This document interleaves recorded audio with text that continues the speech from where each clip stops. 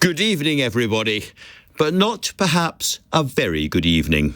I'm convinced that the next few years will be some of the most dangerous, yet the most transformational that our country has ever known. The Prime Minister earlier today, in a speech which was both election campaigning and also one of the starkest warnings he's given so far about the dangerous world around us. I'm going to come on to the dangers in just a moment, but what does preparing ourselves for them actually mean? It means more defence spending, that is clear. Both main parties are committed to raising the proportion of our wealth going on the military.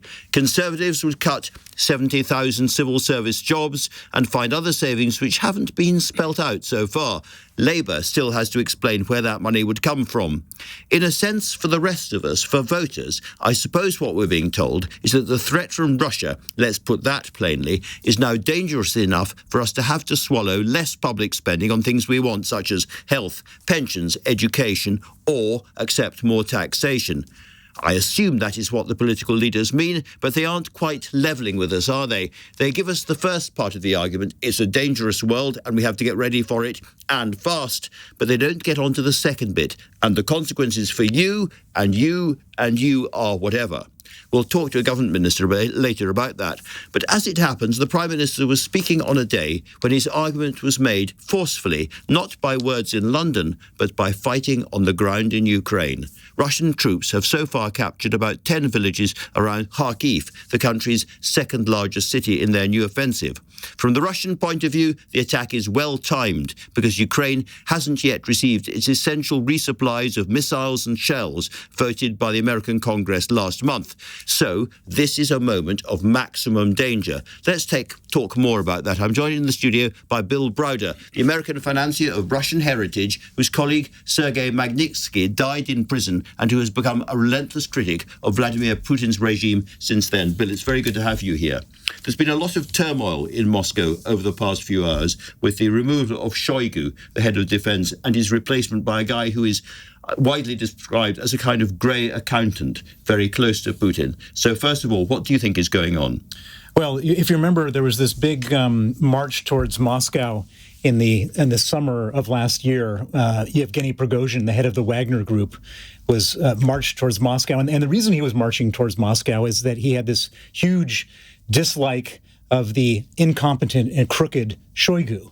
Now, as much of a monster as Yevgeny Prigozhin, the head of Wagner Group, was, he had a point, which he wasn't wrong about that. He wasn't wrong about that. Shoigu he and all of his people are stealing vast amounts of money from the defense ministry, and they were throwing huge resources into battle. People were being killed left, right, and center from the Russian side. Equipment was getting destroyed all over the place. They've lost 95% of their tanks. And I think that Putin finally said enough is enough. He's now been sort of fully elected, if you want. I don't want to even use the word elected because it's not a fair word to use. What they did. He cemented himself further into power. Put it that way. And so he now feels like, and what he didn't want to do is right after Prigozhin said get rid of this guy, he didn't want to get rid of him because it would have made Putin look weak. So Putin waited the requisite amount of time, killed Prigozhin, and then gets rid of this horrible defense minister. And I've read that the new man coming in, Andrei Belousov, who is a kind of accountant, a numbers guy, is a signal that Putin intends a very, very long conflict with the West because he's the chap who has reshaped a lot of Russian industry into a war economy. He's the person behind the Russian manufacture of a new generation of drones and high technology material being used against Ukraine. In other words, this is a long-term play by Putin. It's always been a long-term play by Putin. Putin hoped he was going to win this war in 3 days. That was his intention. Of course, that didn't happen. Yeah. And then once the war kept on going, he understood that it was going to be a long-term war. I think there's a lot of people out there that are reading into the tea leaves, projecting, and so on and so forth.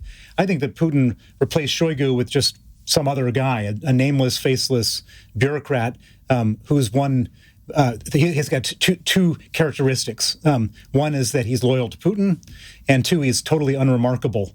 He's like a totally unmemorable person that no one's ever heard of. Both from Putin's point of view, very good characteristics, I'm sure. What is your take on what's going on the front line now? Because it looks to many people as if the Ukrainians were rather taken by surprise around Kharkiv, and the Russians have done something that's been quite successful, and they might be quite close to taking Ukraine's second city.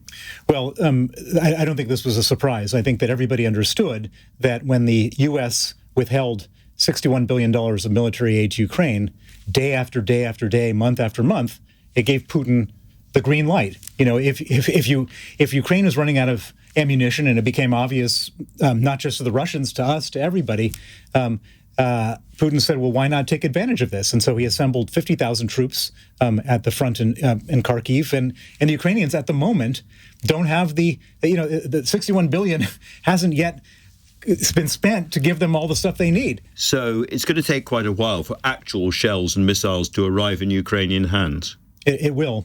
But I would also say don't underestimate the Ukrainians. The Ukrainians have dealt with this before. Remember, the Russians had 10 times the number of tanks as they bellowed into Ukraine in February 2022, and everyone thought it was going to be taken very quickly.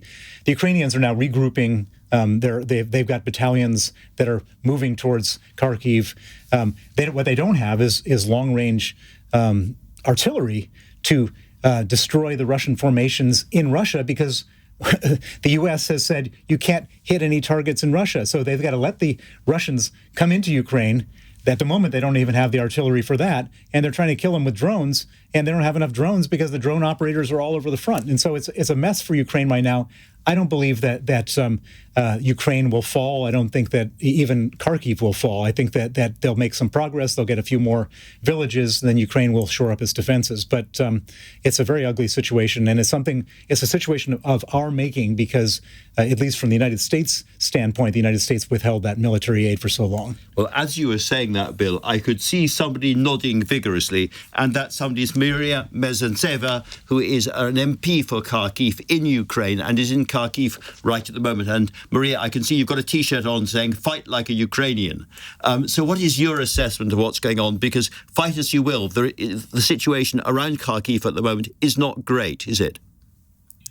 Friends, such a great privilege to be with you this evening.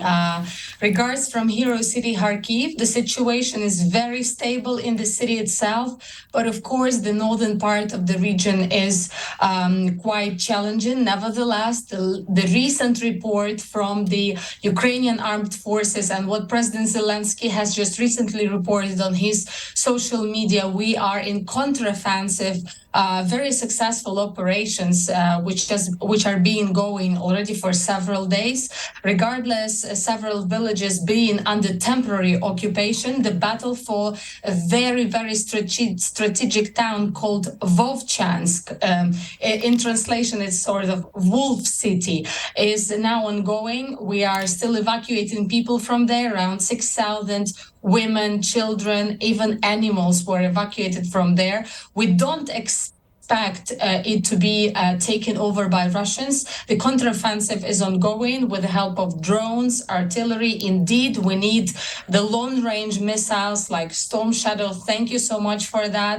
With the delay, and why I was, indeed, a little bit saying yes to what the previous speaker was mentioning. The delay in American support caused some difficulties.